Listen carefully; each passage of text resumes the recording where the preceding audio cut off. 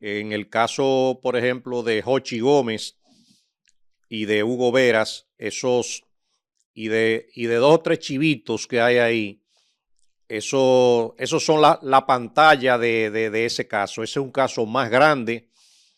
Ahí hay envueltos muchos militares. Enciendo que haya dinero y entra la corrupción en juego, ahí ponen en riesgo la seguridad nacional, la seguridad personal y la de todo el mundo. Por eso, el Ministerio Público, ojalá que tenga capacidad operativa para que meta en cintura todo el que se ha metido en todos esos actos de corrupción, que nada más no son, esos no son todo lo que deben estar, ni están en ese proceso los que verdaderamente son. Fíjese también, Amadeo Peralta, para que usted nos explique, el tema de la corrupción administrativa. Un contrato que se supone que estaba anulado, un 20% que se pagó, las denuncias de que nunca se llegaron a instalar, pues, esos semáforos que le vendieron al Estado, sino que simplemente se utilizó una estructura que previamente ya estaba, se pintó y se puso a correr. Y entonces, ¿cómo es que el Estado, que tiene que tener el control de los semáforos y del tránsito, no lo tenía, y que previamente sí tenía una oficina dentro del Intran para monitorear y controlar esos semáforos, y que eso se fuera a una oficina externa? Eso es algo sumamente delicado también, Amadeo. Totalmente, tú y yo y el país entero está claro con eso. El país tiene infraestructuras estratégicas que velan por la seguridad de la nación, y el tema de los semáforos, el sistema informático, es un tema de estrategia y de precisamente protegido en la ley de terrorismo. ¿Y por qué la ley de terrorismo prevé ese tipo de situaciones? Porque se han dado casos en donde personas particulares inciden, alteran, anulan algún sistema de cómputos de una institución del Estado y prácticamente ponen de rodillas a esa institución. Por eso fue creada la ley de terrorismo. Wow. Entonces, en este tema que estamos analizando, recuérdate que aquí hay dos componentes.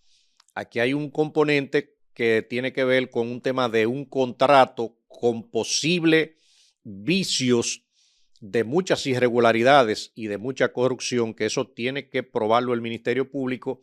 Y fuera de ese contrato, entonces está el tema del control externo en una empresa privada de una infraestructura estratégica como es las vías públicas, y que concluyó con un apagón que había sido inclusive anunciado, y todas esas situaciones están previstas en la ley 267 sobre terrorismo, y específicamente el país solamente tiene que verificar que se lean el artículo 5 de la ley de terrorismo, el artículo 8, el artículo 20, el artículo 26, para que vean que todo lo que ha sucedido en el Intran tiene sanción en esa ley. Y soy del entendido de que el Ministerio Público por ahí es que va en esas dos vertientes. O sea, que los responsables, dígase sea quien sea, porque ahora mismo nosotros no podemos señalar a nadie hasta que el Ministerio públicamente no lo haga. O sea, que los responsables, quien se determine que es responsable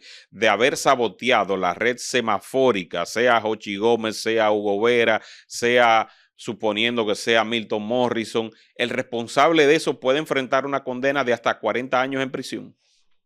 En el caso de la red semafórica, la pena que prevé la ley es de 10 años de prisión, porque la ley de terrorismo prevé penas de 30 a 40 años, pero también cuando se dan otros actos un poco más graves que involucren aeronaves, buques, infraestructuras estratégicas de la nación, como son las instituciones del Estado, y depende cómo suceda.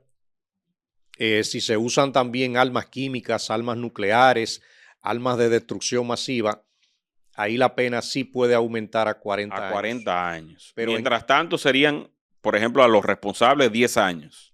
La pena máxima serían 10 años También la pena se puede aumentar si posiblemente el Ministerio Público le agregue asociación de malhechores.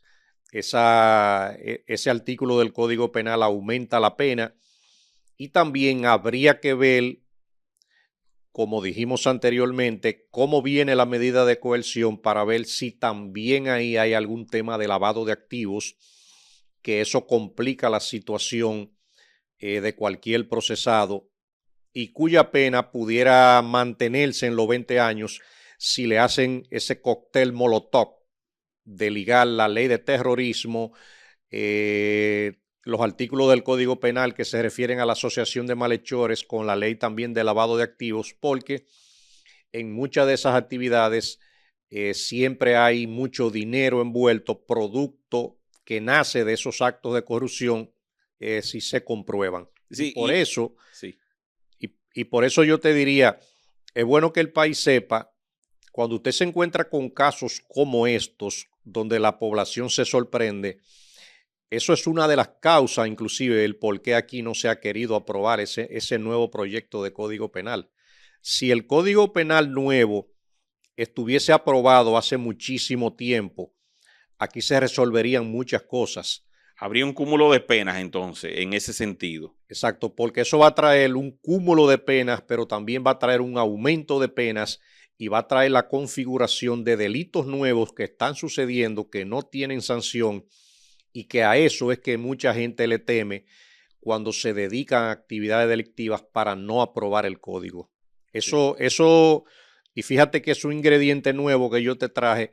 Ese tema inclusive que han querido poner en boca de la población, que es el tema de las 3 causales, eso simplemente ha sido un entretenimiento para que el país se diluya hablando de eso y que ese código no lo aprueben. Y que no lo aprueben.